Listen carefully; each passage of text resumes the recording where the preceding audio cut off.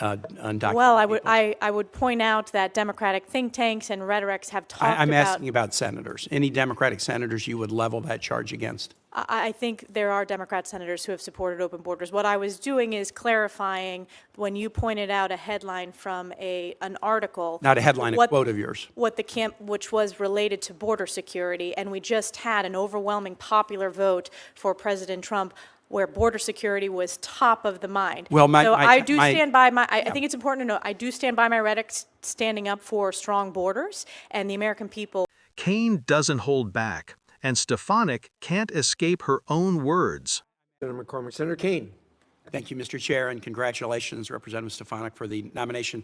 I really appreciated the meeting that we had in our office. You and I have some political differences, of course, but we talked that day about items on which we agree. We had some on which we disagreed, and we had a couple of others where you said your position is one that President Trump doesn't agree with. And I like that candor, and I like the fact that we had a good exchange. I'm grappling with that and some of the partisan comments you've made in the past. An article that I'd like to put in the record, National Public Radio article, How the Replacement Theory Went Mainstream on the Political Right, from May of 2022. On Monday morning, Stefanik tweeted, Democrats desperately want wide open borders and mass amnesty for illegals, allowing them to vote. I'd like to put that in the record. Without objection, it will be included. Now, that was a campaign tweet, and I can separate campaign rhetoric from governing rhetoric. I don't view things like that as disqualifying. They do raise questions. But at least we had a good meeting. We talked about important issues and shared ideas. I'm going to say something here that I wish I could have said at an Armed Services Committee hearing, but we had it in closed session. All of the Trump nominees who come before the committees on which I sit have agreed to meet with me, save one, the Secretary of Defense nominee, Pete Hegseth. He's written that he thinks Democrats are evil. He's written that he thinks Democrats are the adversary. And he refused to meet with any Democrat on the Armed Services Committee, save the chairman. Save the chairman. Yesterday, in a closed hearing, we were asked to forward his nomination to the floor, even though it had not been pending to the committee for sufficient time.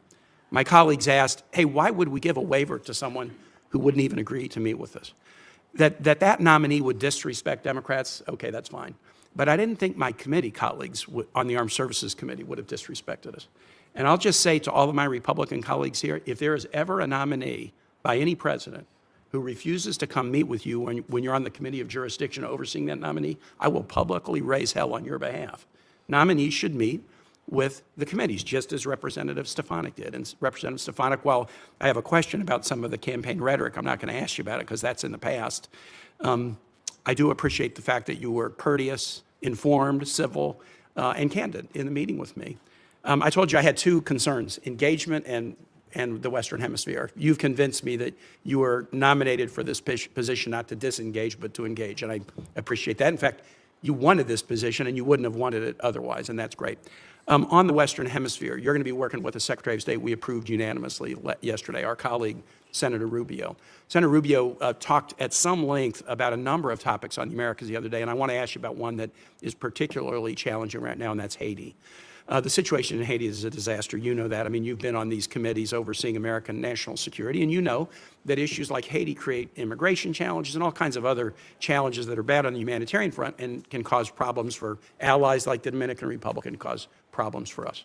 We now have a security operation in Haiti being led by Kenyans with the assistance of other nations, with the financial support and assistance of the United States. Senator Rubio talked at some length here on last week about how important it was that we stay engaged on that. I'd like to know kind of what your thought would be, should you be confirmed at the UN, for what the U.S. can do to try to help Haitians find a next chapter that is a peaceful one. Yes, thank you, Senator Kaine. Appreciate the opportunity to sit down with you. I know we serve on the National Endowment for Democracy together, and there's been significant bipartisan results delivered through that program funded by Congress. I wanted to just point out, I stand strongly for border security, and that was what the tweet you referenced was related to. And I would point out that in the sector that I represent, the Swanton sector, there was a Border Patrol officer killed in the last 24 hours. Are there any Democratic senators that you think are for open border and mass amnesty for illegal undocumented Well, people? I would point out that Democratic think tanks and rhetorics have talked about... I'm asking about senators. Any Democratic senators you would level that charge against? I think there are Democrat senators who have supported open borders. What I was doing is clarifying when you pointed out a headline from an article... Not a headline, a quote of yours. Which was related to border security, and we just had an overwhelming popular vote for President Trump where border security was top of the mind. Well, so I do stand by my, I think it's important to note, I do stand by my rhetoric standing up for strong borders, and the American people overwhelmingly support that. Related to your question related to Haiti. My time is over, so let me just conclude and say this. When I've been on this committee and in the Senate, I was part of a bipartisan deal that put $46 billion of border security on the table that the House Republican majority killed, and another deal that put $25 billion of border security on the table in 2018 that President Trump killed. And I was just part of a bipartisan deal in the last year that was significant about bipartisan border security on the border that President Trump killed. The notion that Democratic senators are for open borders and allowing illegal aliens to vote is a fantasy. And so I really appreciate the opportunity to meet with you. But now I have questions about if you'd fall for a fantasy. I'm going to have that to ponder that, and I yield back, Mr. Chair. I do want to address that, Chairman Mitchell, if you give me the latitude to do so. We are very proud that on the House side we passed H.R. 2, the most significant border security package that Chuck Schumer failed to bring up in the Senate. That would return to the effective policies of President Trump. And again, the American people voted loudly and clearly when it came to securing our borders and the failures of the past 4 years. I'm not going to apologize for my commitment to securing the border when I represent a significant part of the U.S. A major sector, the Swanton sector, where we've had a skyrocketing of illegals crossing there. On the issue of Haiti, which I think is important, and it is a bipartisan concern, obviously it's a humanitarian significant challenge in our hemisphere. Working with Secretary Rubio, we need to have a strategy. I'm deeply concerned. It is very complex. There is no simple solution. And that is an area where we need to continue to have discussions with the committees of oversight. I'm very concerned on the Intelligence Committee briefings I've received about the crisis in Haiti, so I look to work with Secretary Rubio to support his commitment to the Western Hemisphere, specifically the complexities of the humanitarian challenges within Haiti. What you just watched is a rare moment in a confirmation hearing. A U.S. Senator calmly dismantling a political narrative with the nominee's own rhetoric. Tim Kaine wasn't just questioning Elise Stefanik's competence or her readiness for a UN post. He was questioning something deeper, whether she actually believes the extremist claims she's been pushing for years, or whether she's willing to abandon them when it's politically convenient. Kaine starts with civility, almost disarming her with praise. That's intentional. He sets up a contrast. We had a good meeting, but your public rhetoric is another story. And then he goes straight to the tweet. Not a fringe tweet, not a random booster tweet, a tweet promoting the replacement theory narrative that has been mainstreamed on the right.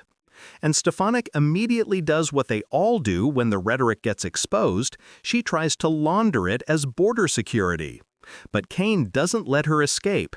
He says, name a Democratic senator, any of them. And she can't.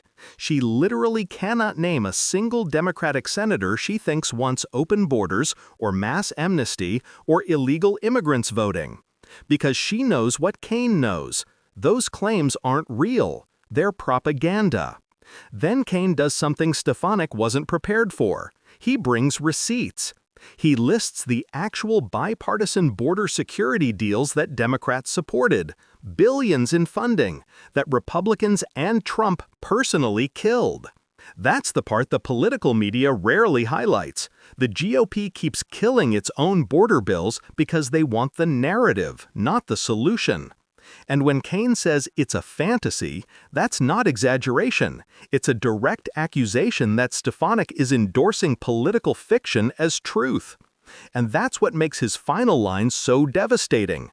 Now I have questions about whether you've fallen for a fantasy. For a nominee to the United Nations, an institution built on facts, diplomacy, and global credibility, that's a brutal indictment. And Stefanik's response? Deflection, bragging about H.R. 2, more partisan talking points, and once again, no evidence. She keeps retreating into the same comfort zone, messaging, not substance. This exchange reveals a core issue. Republicans have built a political machine that depends on fear, depends on misinformation, and depends on voters believing things that aren't true. But Kaine cut through all of that with something simple. Show me the proof. And when she couldn't, the entire narrative collapsed right in front of her. That's the power of hearings like this. When someone finally confronts disinformation with facts, the mask slips.